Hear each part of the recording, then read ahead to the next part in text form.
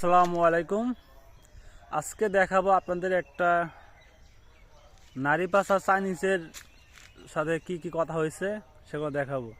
সে আমাকে নারীর লোভ দেখাইতেছে, মানে যদি তার কাছে কিছু নারী পাচার করতে পারি তাহলে সে আমাকে মোটা অঙ্কে কিছু টাকা পয়সা দিবে। তো ভিডিওটা দেখতে থাকুন, তার সাথে কি কি কথা হয়েছে সেগুলো আমি আপনাদেরকে শেয়ার করব। যেহেতু চায়না ভাষা, তার সাথে কি কি কথা হয়েছে সেগুলো আমি বুঝিয়ে দেবো আপনাদেরকে। দেখতে থাকুন ভিডিওটা।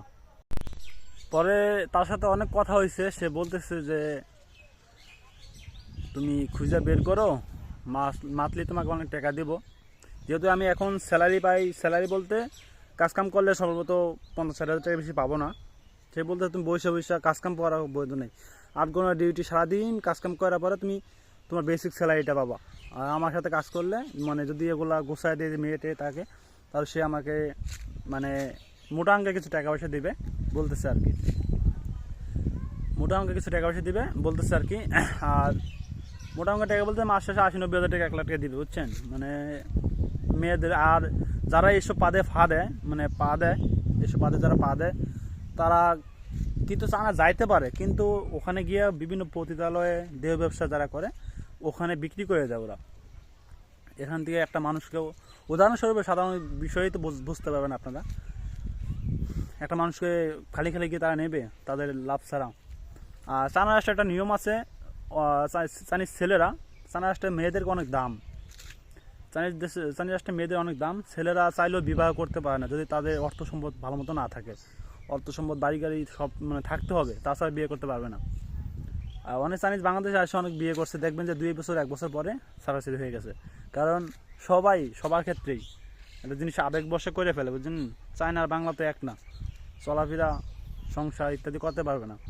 আর অধিকাংশ বাংলাদেশ থেকে এই ধরনের লোভনীয় জিনিসগুলো যারা দেয় তারা চায়না রাষ্ট্রে নিয়ে আর বিভিন্ন কান্ট্রিতে নিয়ে বিক্রি করে দেয়, দেহ ব্যবসায় যে পতিতালয় আছে ওগুলো বিক্রি করে দেয়। ভালো থাকবেন এই পর্যন্তই। আর এই ধরনের লোভে কেউ পড়ে, মানে কেউ এই ধরনের লোভে কেউ পা দিবেন না, নিজের জীবনটা নষ্ট করবেন না। বাংলাদেশে আসছেন, কষ্ট নষ্ট করে বাংলাদেশে থাকবেন ইনশাল্লাহ। আসসালামু আলাইকুম, ভালো থাকবেন। এটা হলো সেই নারী পাচার চাইনিজ, যারা বাংলাদেশ থেকে বিভিন্ন মেয়েদেরকে টাকা পয়সার প্রবলম দেখিয়ে তারা চায়না রাষ্ট্রে পতিতালয়ে বিক্রি করে। দেখেন তার সাথে কী কী কথা হয়েছে আমার। আমি তার সাথে কথা বলছিল চাকরির বিষয়ে, সে একটা নিয়োগ দিচ্ছিল যে তার ইন্টারভিউটার প্রয়োজন, তার জন্য তার সাথে যোগাযোগ করছিলাম। পরে সে আমাকে বিভিন্ন টাকা পয়সা প্লাস মেয়েদের কথা বলছে যে মেয়ে ব্যবস্থা করে দিলে তারা আমাকে টাকা দিবে। তো কথা শুরু করা যাক, দেখেন কী কী বলছে আমাকে। প্রথমত আমি তাকে রিকোয়েস্ট পাঠিয়েছি, এটা হলো উইচেট, চাইনিজরা ইউজ করে এটা। যে চাইনিজ সাথে কীভাবে কথা হয়েছে, প্রথম আমাকে এসএমএস দিছে,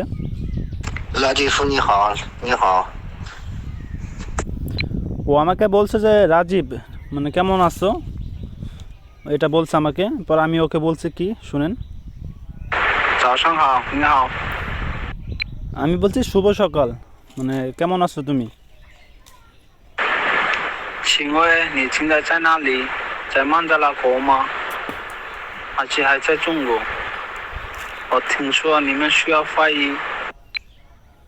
এটাও আমি ওকে বলছি যে মানে সিংওয়ে বলতে বোঝাইছে যে আপনার বিনয়ীভাবে কথা বলা, বুঝছেন, যে মানুষকে সম্মানভাবে কথা বলে না, সম্মানভাবে কথা বলা। যে আমি শুনছি আপনাদের ওখানে নাকি দুবাসীর প্রয়োজন, যে আপনি এখন কি চায়না আছেন নাকি বাংলাদেশে আছেন, জাস্টলি এতটুকু বলছি আমি। পরে সে কি বলছে শুনেন,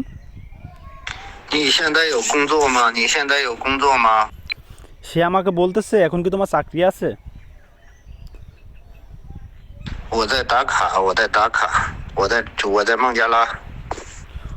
ও বলতেছে আমি এখন ঢাকা আছি, আমি বাংলাদেশের ভিতরে আছি, এখন আমি ঢাকা আছি। তারপরে কি বলছে শুনেন, 这种做法不是说单独你自己去找这个事儿，你妈妈了也可以，你妈妈了，你妹妹了，你姐姐了都可以。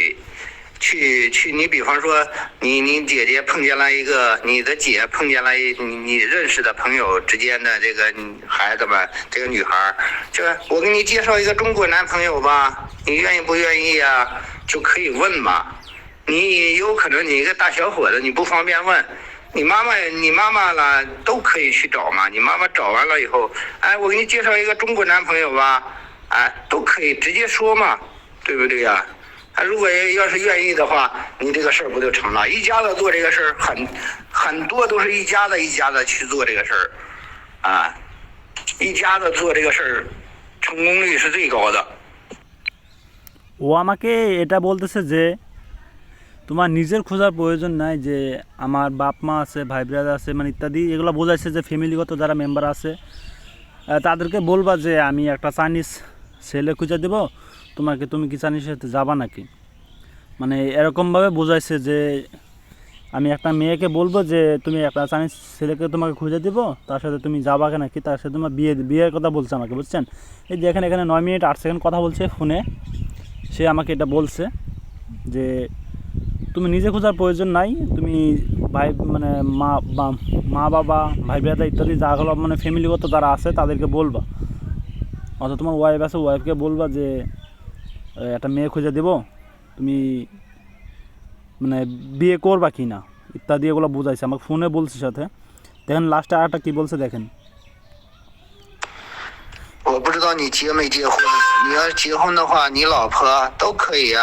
你老婆，你比方说你老婆的小姐妹们，没有结婚的小姐妹们，就是说碰见了都可以介绍啊。你老婆给他们说，哎，我给你介绍个中国男朋友，你愿意吗？对不对呀？他要愿意的话，这不就成了吗？他很多很多。বলতেছে যে তুমি বিবাহ করছো কি না আমি জানি না, যদি তুমি বিবাহ করো তোমার ওয়াইফকে বলবা যে আমি তোমাকে একটা মানে ছেলে বন্ধু খুঁজে দেবো, মানে আমার ওয়াইফ আর তার বান্ধবী টান্ধবী ইত্যাদি যারা আছে তাদেরকে বলবে যে আমি তোমাকে একটা ছেলে বন্ধু খুঁজে দেবো, যে তোমার কি প্রয়োজন আছে কি না, মানে ইত্যাদি এভাবে বলতেছে। হিন্দু মানে অনেক বেশি আছে, বুঝছেন? মানে সে মেয়ে মানুষ খুঁজলে অনেক অতিরিক্ত পাওয়া যাবে। আমাকে সে এভাবে প্রবলেম দেখাইতেছে যে তুমি 8 ঘন্টা ডিউটি করে কয় টাকা পাবা, মাসগুলো যত টাকা স্যালারি অনুযায়ী আমি মাসগুলো 50,000 60,000 যত টাকায় পাবো, কিন্তু যদি তার সাথে এগুলো কন্ট্রাক্টে কাজকাম করি, সে ফোনে এভাবে কথা বলছে আমাকে, যদি তার সাথে কন্ট্রাক্টে এভাবে কাজকাম করি তাহলে সে আমাকে মাস গেলে বৈশা 1 লাখ 1.5 লাখ টাকা ইনকাম করতে পারবে, বুঝছেন? সে এখন লোভ দেখাচ্ছে, সে এখন বর্তমান ঢাকা আছে। পরে তার সাথে অনেক কথা হয়েছে, সে বলতেছে যে তুমি খুঁজে বের করো, মান্থলি তোমাকে অনেক টাকা দিব, যেহেতু আমি এখন স্যালারি পাই, স্যালারি বলতে কাজকাম করলে সর্বত 50,000 টাকা বেশি পাবো না। সে বলতে তুমি বৈশা কাজকাম করা বৈধ নেই, 8 ঘন্টা ডিউটি সারাদিন কাজকাম করার পরে তুমি তোমার বেসিক স্যালারিটা পাবা। আর আমার সাথে কাজ করলে মানে যদি এগুলা গোছায় দিয়ে মেয়েটে তাকে, তাহলে সে আমাকে মানে মোটা অঙ্কে কিছু টাকা পয়সা দিবে বলতেছে আর কি, মোটা অঙ্কে কিছু টাকা পয়সা দিবে বলতেছে আর কি। আর মোটা অঙ্কের টাকা বলতে মাস শেষে 80-90 হাজার টাকা 1 লাখ টাকা দিবে, বুঝছেন? মানে মেয়েদের আর যারা এইসব পাদে মানে এইসব পাদে যারা তারা কিন্তু চানা যাইতে পারে, কিন্তু ওখানে গিয়ে বিভিন্ন পতিতালয়ে দেহ ব্যবসা যারা করে ওখানে বিক্রি করে দেয় ওরা। এখান থেকে একটা মানুষকেও উদাহরণস্বরূপ সাধারণ বিষয়ই তো বুঝতে পারবেন আপনারা, একটা মানুষকে খালি গিয়ে তারা নেবে তাদের লাভ ছাড়া।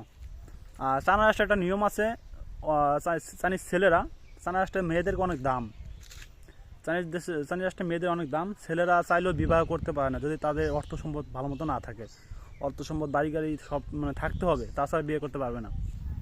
আর অনেক চাইনিজ বাংলাদেশে আসে অনেক বিয়ে করছে, দেখবেন যে 2 বছর 1 বছর পরে ছাড়াছাড়ি হয়ে গেছে, কারণ সবার ক্ষেত্রেই একটা জিনিস আবেগবশে করে ফেলে, বুঝছেন? চায়না আর বাংলা তো এক না, চলাফেরা সংসার ইত্যাদি করতে পারবে না। আর অধিকাংশ বাংলাদেশ থেকে এই ধরনের লোভনীয় জিনিসগুলো যারা দেয় তারা চায়না রাষ্ট্রে নিয়ে আর বিভিন্ন কান্ট্রিতে নিয়ে বিক্রি করে দেয়, দেহ ব্যবসায় যে পতিতালয় আছে ওগুলো বিক্রি করে দেয়। ভালো থাকবেন এই পর্যন্তই। আর এই ধরনের লোভে কেউ পড়ে মানে কেউ এই ধরনের লোভে কেউ পা দিবেন না, নিজের জীবনটা নষ্ট করবেন না। বাংলাদেশে আসেন, কষ্ট নষ্ট করে বাংলাদেশে থাকবেন ইনশাল্লাহ। আসসালামু আলাইকুম, ভালো থাকবেন।